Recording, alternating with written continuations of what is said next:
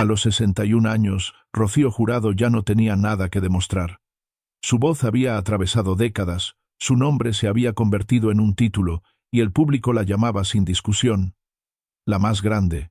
Pero detrás de ese reconocimiento absoluto existía otra realidad menos cómoda, menos celebrada. La de una mujer que tuvo que defender su territorio artístico y personal en un mundo donde el éxito no protege sino que expone. Rocío no llegó a la cima por concesiones, llegó imponiendo carácter, control y una disciplina férrea sobre su imagen y su carrera. En el escenario era poder puro, fuera de él, cada relación se convertía en un campo minado. La fama la colocó en el centro de comparaciones constantes, rivalidades silenciosas y conflictos que no siempre eligió, pero que jamás evitó cuando sintió que su dignidad estaba en juego. En el universo del espectáculo español, Rocío entendió algo muy pronto. No todos los aplausos son leales, no todas las sonrisas desean verte en pie, y no todas las personas cercanas lo son de verdad. El odio en su vida no fue un estallido impulsivo, fue una acumulación lenta, de presiones, de traiciones percibidas, de fronteras cruzadas una vez de más. Mientras el público veía a una diva invencible, Rocío lidiaba con tensiones profundas. Algunas nacieron en el amor, otras en la familia, otras en la competencia artística, todas dejaron marcas reales. Porque cuando se vive en lo más alto cualquier ataque duele más y cualquier comparación pesa el doble. Hoy no hablamos de rumores ni de abstracciones, hablamos de personas concretas, de nombres propios, de figuras conocidas que compartieron época, escenario y protagonismo con Rocío Jurado. 5 relaciones que definieron sus mayores conflictos. 5 rostros que explican por qué incluso la más grande tuvo enemigos que nunca olvidó. Rocío Jurado nació en 1944 en Chipiona, un lugar pequeño para una voz que terminaría ocupándolo todo. Desde muy joven entendió que el talento no bastaba. En el mundo del espectáculo español sobrevivía quien sabía imponerse. Rocío lo hizo con una mezcla poco común de ambición, disciplina y una personalidad que no aceptaba medias tintas. A diferencia de otras artistas de su generación, Rocío no delegó su destino. Controló su repertorio, su imagen pública y cada paso de su carrera. Esa necesidad de control no era capricho, era defensa. En una industria dominada por comparaciones constantes y luchas de poder, Rocío aprendió que bajar la guardia significaba perder terreno, y ella no estaba dispuesta a perder nada. Su carácter fuerte la convirtió en una figura admirada pero también temida. No buscaba conflictos, pero tampoco los esquivaba cuando sentía que alguien cruzaba una línea. Para Rocío, el respeto era innegociable. Cuando ese respeto desaparecía, la ruptura era definitiva. Las tensiones que marcaron su vida no surgieron de la nada. Fueron el resultado de convivir durante décadas con otras figuras, igual de visibles, igual de ambiciosas, y en algunos casos, igual de dispuestas a disputar protagonismo. En ese contexto, el odio no fue un sentimiento inmediato, fue una respuesta, un límite, una forma de decir basta. Para entender a Rocío Jurado, no basta con escuchar su voz. Hay que mirar de frente los enfrentamientos que moldearon su carácter, y para hacerlo, debemos empezar por el primer conflicto que expuso su vida privada ante el país entero. Número 5. José Ortega Cano. Cuando Rocío Jurado y José Ortega Cano unieron sus vidas, España entera lo interpretó como la unión de 2 símbolos nacionales. Ella era la voz más poderosa del país. Él, uno de los toreros más célebres de su generación. La prensa habló de amor, de admiración mutua y de un matrimonio destinado a convertirse en leyenda. Durante un tiempo, esa imagen funcionó, pero detrás del relato público, la realidad empezó a resquebrajarse mucho antes de lo que muchos imaginaron. Rocío vivía para el escenario. Su vida estaba marcada por horarios estrictos, giras interminables, ensayos constantes y una atención obsesiva al detalle. Cada aparición pública era una declaración de poder. Para ella el control no era una opción, era una necesidad. José Ortega Cano, en cambio, pertenecía a otro mundo. El del toreo regido por códigos cerrados, silencios largos y una relación casi fatalista con el riesgo. Mientras Rocío necesitaba previsión y orden, él se movía por impulsos y tiempos propios. Esa diferencia de ritmos fue el primer punto de fricción. Rocío comenzó a sentir que caminaban en direcciones distintas incluso cuando compartían el mismo techo. La admiración inicial dio paso a una distancia emocional cada vez más difícil de ocultar. No había grandes discusiones públicas ni escándalos inmediatos. Lo que hubo fue una sensación persistente de soledad. Rocío, rodeada de aplausos, empezó a sentirse sola dentro de su propia relación. La exposición mediática agravó el problema. Cada gesto, cada silencio, cada ausencia, era interpretada por la prensa. El matrimonio dejó de ser un espacio privado y se convirtió en un espectáculo permanente. Para Rocío eso era insoportable. Ella protegía su intimidad con la misma firmeza con la que defendía su carrera. Sentir que su vida personal se escapaba de su control fue una herida constante. Con el paso del tiempo, la decepción se transformó en resentimiento silencioso. No porque dejara de existir afecto, sino porque Rocío percibía una falta de acompañamiento real. En los momentos clave, cuando la presión era mayor, ella esperaba un apoyo que no siempre llegaba. Y para una mujer que había construido todo desde el esfuerzo, esa ausencia pesaba más que cualquier traición explícita. José Ortega Cano no fue un enemigo en el sentido clásico. No hubo un estallido definitivo ni una ruptura teatral inmediata. Lo que hubo fue algo más profundo y más dañino para Rocío, la sensación de haber elegido mal a la persona que debía caminar a su lado. Esa decepción prolongada fue minando el vínculo hasta dejarlo irreconocible. Con el tiempo, Rocío entendió que aquel matrimonio tan celebrado al principio se había convertido en una de sus mayores frustraciones personales. No porque destruyera su carrera, sino porque la obligó a enfrentarse a una verdad incómoda, incluso la más grande podía equivocarse en el terreno más íntimo. Y esa herida, aunque silenciosa, nunca terminó de cerrarse. Ese fue solo el comienzo. Porque si el matrimonio expuso su vulnerabilidad ante el país, las siguientes relaciones llevarían ese conflicto aún más lejos, cruzando límites que Rocío Jurado jamás estuvo dispuesta a perdonar. Número 4. Rosa Benito.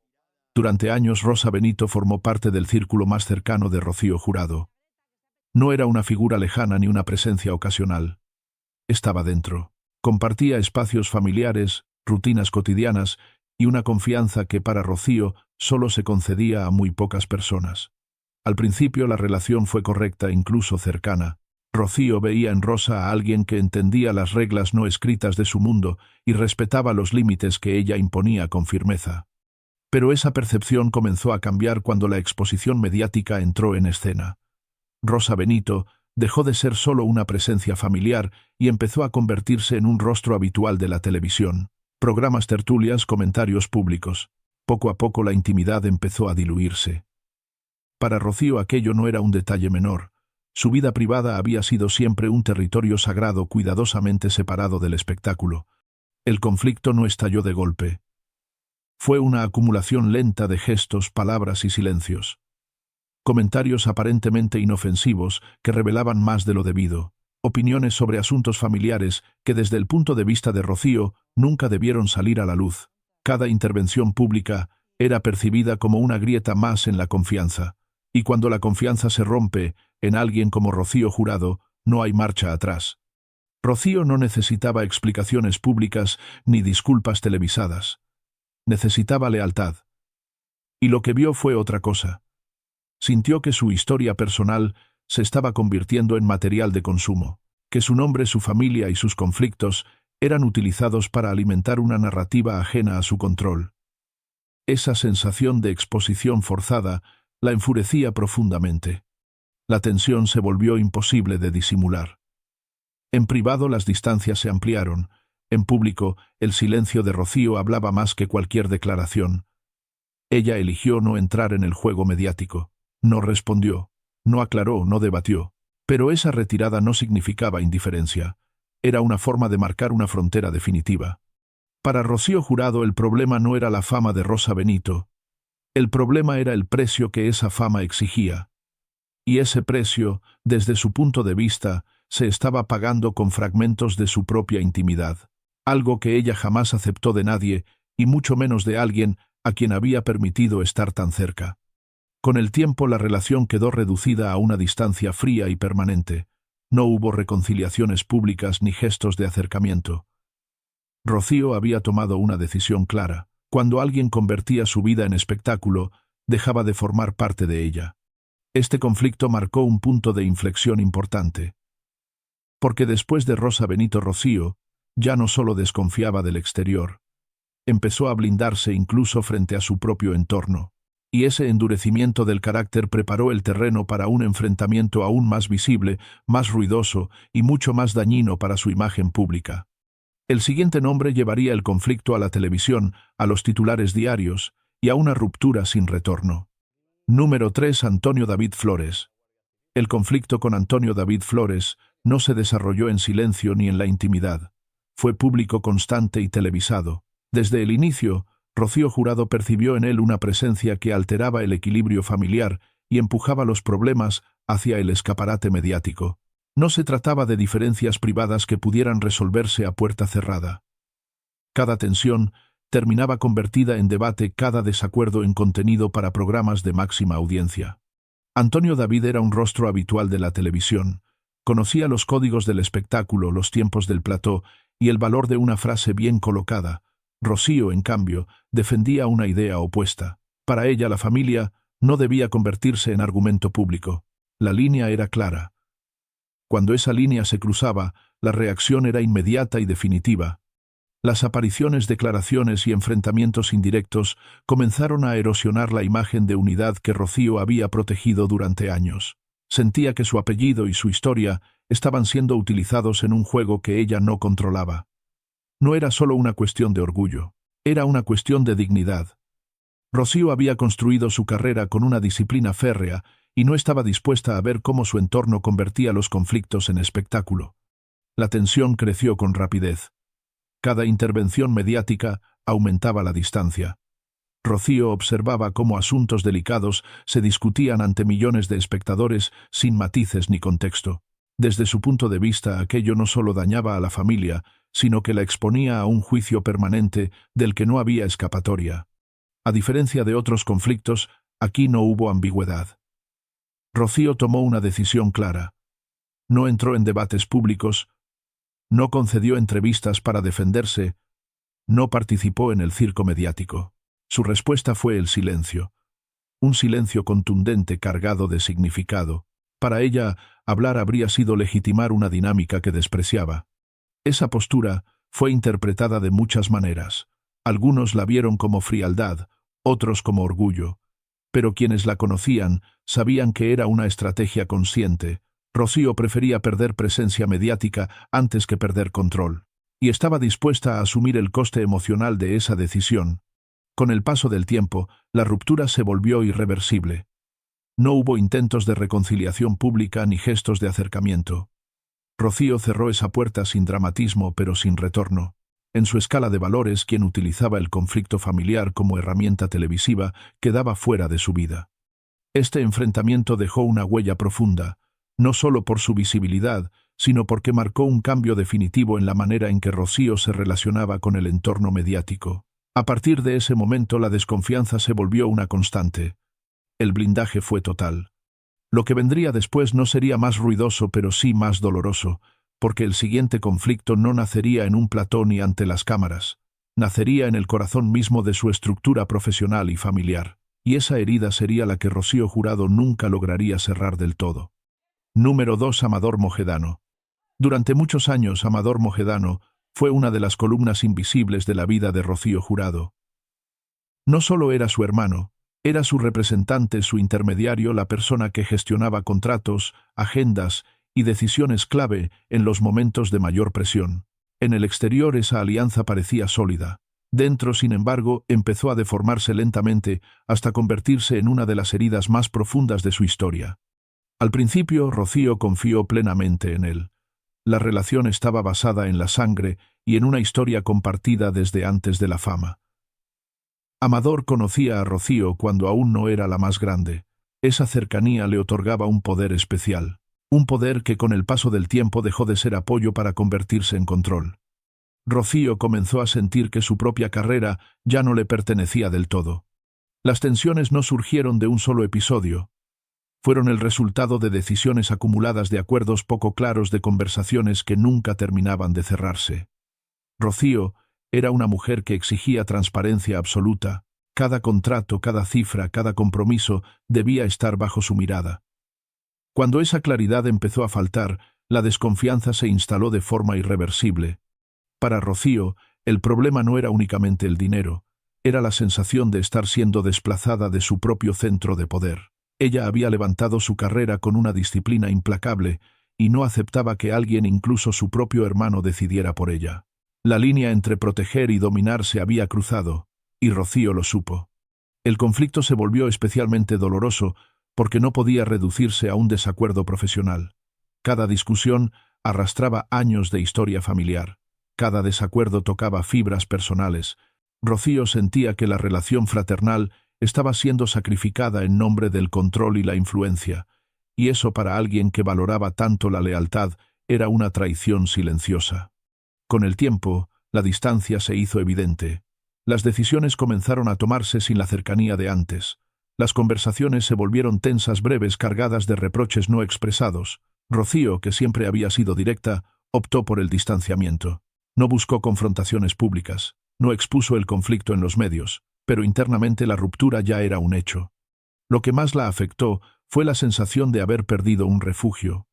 En un mundo donde la competencia y la exposición eran constantes, la familia debía ser un lugar seguro. Cuando ese espacio se volvió inestable, Rocío quedó emocionalmente desprotegida, y esa herida pesaba más que cualquier ataque externo.